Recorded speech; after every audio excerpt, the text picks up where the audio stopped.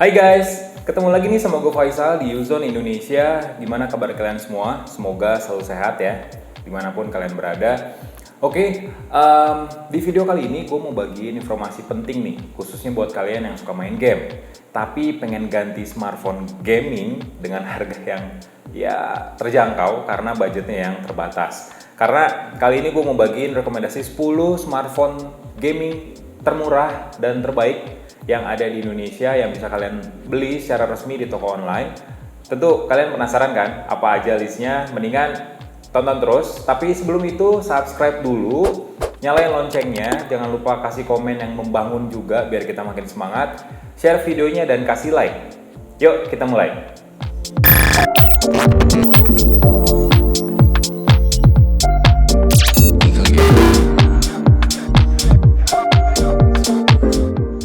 Daftar pertama Poco X3 Pro. Ya masa sih nggak memasukkan ponsel Poco 1 ini ke dalam daftar? Poco X3 Pro bisa dibilang sebagai smartphone harga 3 juta yang paling worth it saat ini. Prosesornya aja udah Snapdragon 800 series, tepatnya Snapdragon 860. Walau belum 5G, tapi semburan clock speed sampai 2,96 GHz bikin lo semua bisa main game Android apapun yang diset ke grafis rata kanan dengan lancar. Tak cukup, smartphone ini mengusung layar seluas 6,67 inci dengan dukungan refresh rate 120 Hz. Refresh rate ini nggak cuma gimmick aja sih, karena emang ditopang oleh kencangnya Snapdragon 860. Bermain game yang mendukung refresh rate tinggi semestinya amat sangat lancar di ponsel satu ini. Meski demikian, panel IPS LCD di bagian layarnya ya mungkin harus dihiraukan sedikit. Panel ini memang menyuguhkan warna dan detail yang biasa aja, performanya sungguh menakjubkan. Belum lagi dengan adanya baterai berkapasitas 5160 mAh yang tangguh. Main game lama tak perlu lagi mengkhawatirkan baterai yang boros. Mengisi dayanya juga bisa dilakukan dengan waktu yang singkat berkat fitur fast charging 33 watt dan udah ada adapter fast charging di dalam paket penjualannya. Soal harga sih, di toko online harganya berkisar antara 3,4 juta sampai 3,9 jutaan tergantung dengan variannya.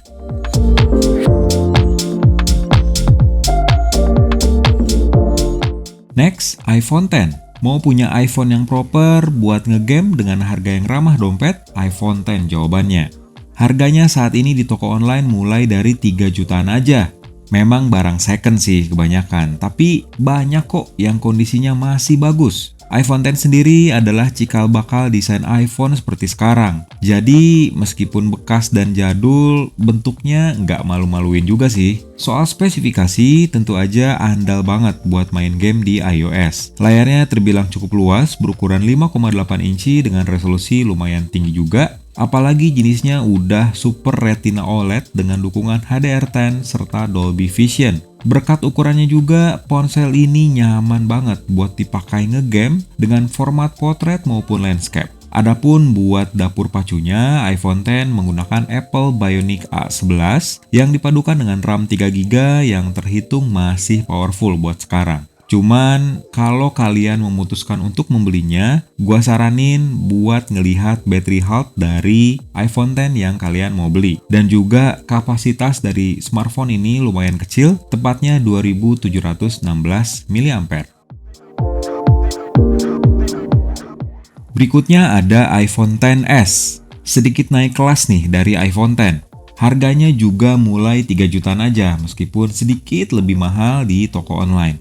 Harga ini tergantung dengan variasi memori dan kondisinya pastinya ya. iPhone XS punya desain dan layar yang kurang lebih sama dengan iPhone X. Yang bikin berbeda tentu aja spesifikasi dapur pacu dari smartphone ini. Apple Bionic A12 yang dibuat dengan arsitektur 7 nanometer. Game iOS apapun bisa dimainkan di sini.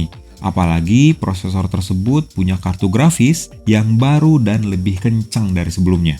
Cuma sayangnya sekali lagi kapasitas baterainya malah lebih kecil dari iPhone X, yaitu 2658 mAh. Dan gua ingetin sekali lagi buat kalian yang pengen beli iPhone XS di toko online, apalagi second kondisinya, harus jeli juga buat melihat battery health-nya. Karena kinerja baterai dari iPhone ini memang rada-rada boncos dibandingin dengan HP Android terbaru sekarang. Redmi Note 10 Pro jadi daftar selanjutnya yang gua rekomendasiin. Wait, kenapa nggak Redmi Note 11 Pro aja sekalian? Ya, gua ada beberapa alasan kenapa memilih Note 10 Pro dibandingin dengan Note 11 Pro. Paling utamanya sih karena price to performance yang lebih masuk akal ya. Harga baru dari Redmi Note 10 Pro cuma 3,4 jutaan aja. Lebih murah dengan Note 11 Pro yang harganya di atas smartphone ini.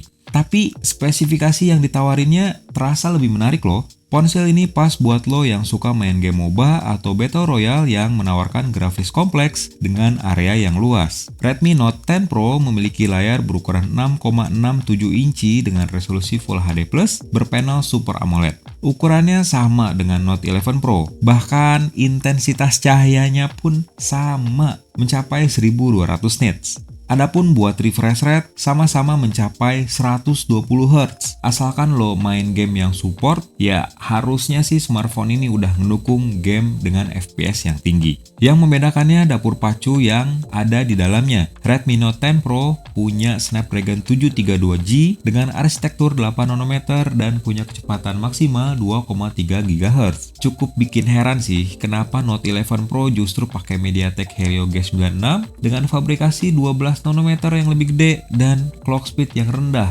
2,05 GHz aja. Ya, Redmi Note 10 Pro juga bikin kalian yang suka main game berjam-jam pasti puas deh. Baterai 5020 mAh-nya juga punya gaming time yang cukup panjang.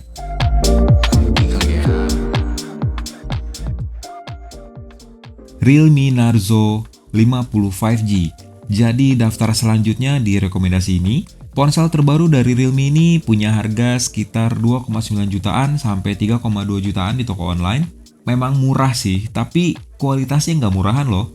Smartphone ini punya layar berukuran 6,6 inci, luas yang standar di jagat perponselan kelas menengah saat ini.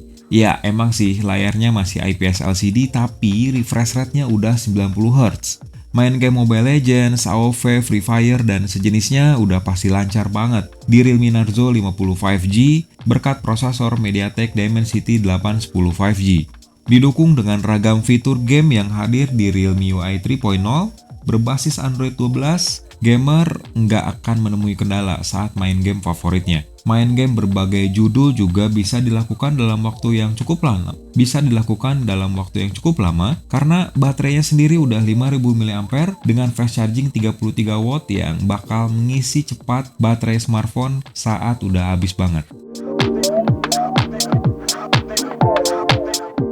Next, Samsung Galaxy M23 5G. Smartphone generasi terbaru dari Samsung yang dijual dengan harga 3,6 jutaan di toko online. Smartphone ini punya performa yang menarik loh untuk dilirik meskipun angkanya lebih rendah ya dibandingin dengan M53 ataupun M33. Harganya tergolong murah tapi sekali lagi nggak bisa diremehkan karena spesifikasinya nggak murahan sama sekali. Samsung Galaxy M23 5G punya layar dengan dukungan refresh rate 120 Hz walau panelnya masih berjenis TFT LCD. Ukurannya sendiri 6,6 inci standar dengan resolusi Full HD+, ya cukup untuk main game MOBA maupun Battle Royale dengan grafis yang lumayan kompleks. Prosesornya yang menarik, Snapdragon 750G. Main game FPS dengan grafis tinggi pun seharusnya dimungkinkan dengan smartphone ini. Walau grafisnya nggak bisa diatur rata kanan, ya cukup menengah aja, alias biasa aja. Prosesor Snapdragon terbaru ini dibuat dengan arsitektur 8 nanometer yang punya efisiensi daya cukup tinggi. Apalagi baterainya 5000 mAh. Main game berjam-jam dijamin nggak bakal bikin baterai bocor.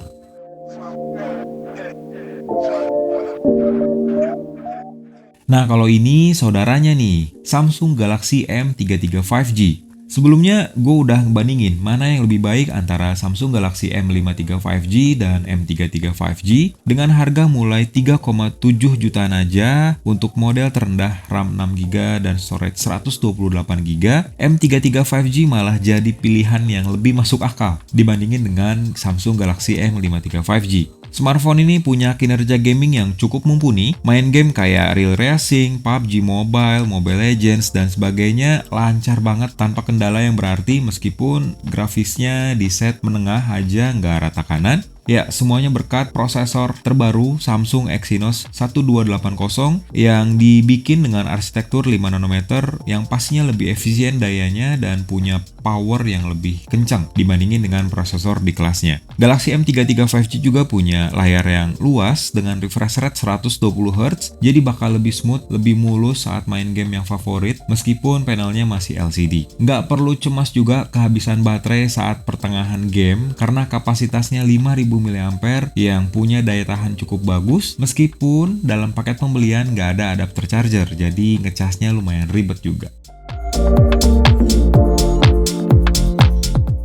Sekarang jagoan dari Vivo nih, Vivo T1 5G yang lagi-lagi punya layar dengan dukungan 120Hz. Refresh rate ini gua rasa bukan cuma bikin scrolling medsos makin lancar aja ya, tapi bikin experience gaming kian meningkat. Layarnya juga tergolong luas, 6,58 inci walau jenisnya masih IPS LCD, tapi resolusinya Full HD+ loh. Seharusnya sih main game dengan format portrait maupun landscape apapun itu ya nggak ada kendala ya harusnya di Vivo T1 5G. Apalagi smartphone ini udah didukung dengan prosesor terbaru Snapdragon 695 yang dibikin dengan fabrikasi 6 nanometer. Prosesor ini lumayan kenceng loh di kelasnya karena punya clock speed maksimal 2,2 GHz. Dipadukan dengan RAM yang besar, memori juga besar, terus kapasitas baterainya 5000 mAh pula, main game apapun seharusnya bisa lancar dengan grafis yang harus dikondisikan. Jadi harus tahu diri juga ya.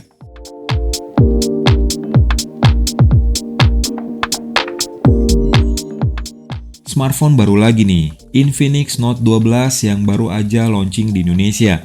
Harganya 2,7 jutaan aja tapi udah sangat proper buat kalian para gamer budget cekak yang butuh HP gaming buat main permainan apapun yang kalian sukai. Main game kayak Battle Royale juga harusnya sih memuaskan ya karena panelnya Super AMOLED berukuran 6,7 inci yang beresolusi Full HD+. Ya emang sih nggak ngedukung refresh rate tinggi, tapi layar seluas itu dengan panel AMOLED seharusnya menyuguhkan kualitas warna dan detail yang lebih tinggi daripada IPS LCD.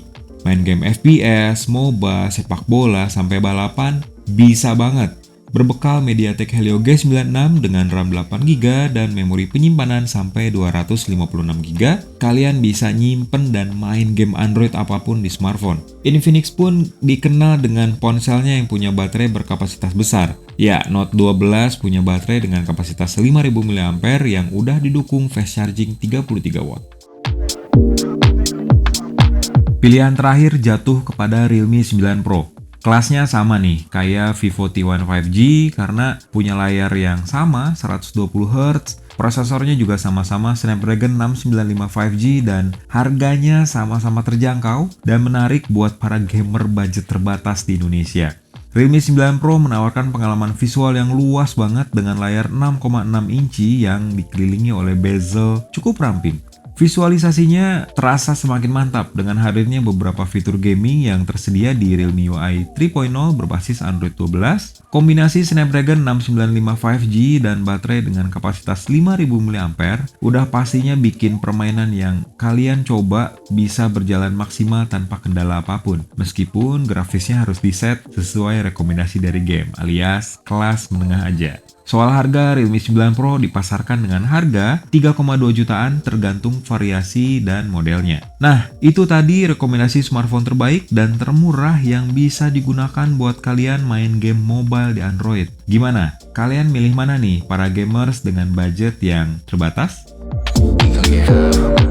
Nah itu tadi daftar 10 smartphone termurah dan terbaik buat main game yang bisa kalian beli secara online maupun offline di Indonesia, dan pastinya pilihan yang gue kasih ini resmi ya, meskipun beberapa diantaranya ada generasi lama, ada seri yang second, tapi tetap proper, tetap mantep banget buat dipakai main game.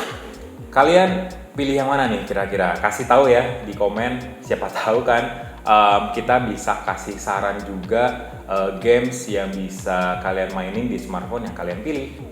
Gitu aja informasi dari gua. Selalu sehat dan tetap semangat dimanapun kalian berada, teman-teman Yuzon. Jangan lupa buat subscribe, nyalain loncengnya, kasih komen, kasih like juga, dan jangan lupa buat share video ini di media sosial maupun ke teman-teman kalian semua. Terima kasih.